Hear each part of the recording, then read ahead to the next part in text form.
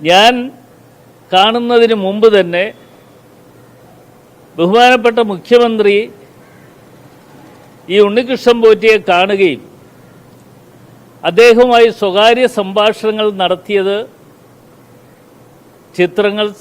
ചിത്രങ്ങൾ ഒരുപക്ഷെ നിങ്ങളുടെ കൈവശം ഉണ്ടാകും എന്നാണ് ഞാൻ കരുതുന്നത്.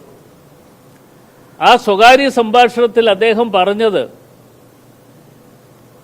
ചെവിയിൽ പറയുന്ന കാര്യങ്ങൾ കേട്ടപ്പോൾ അത് കണ്ടപ്പോൾ എനിക്ക് തോന്നിയത്, എന്തായാലും ശബരിമലയുടെ കാര്യങ്ങൾ നിങ്ങളെ ഏൽപ്പിച്ചു കഴിഞ്ഞു. കേരളത്തിലെ ഇനിയും നമ്മുടെ പല ക്ഷേത്രങ്ങളുമുണ്ട്. ആ ക്ഷേത്രങ്ങളുമായി ബന്ധപ്പെട്ടുകൊണ്ട് നടത്തപ്പെടേണ്ട കൊള്ളകളെക്കുറിച്ചാണോ ബഹുമാന്യനായ മുഖ്യമന്ത്രി രഹസ്യമായി പറഞ്ഞത് എന്നതിനെക്കുറിച്ച് ഞങ്ങൾ ആക്ഷേപിക്കുകയാണ്. അല്ലെങ്കിൽ അദ്ദേഹം അത് വ്യക്തമാക്കണം.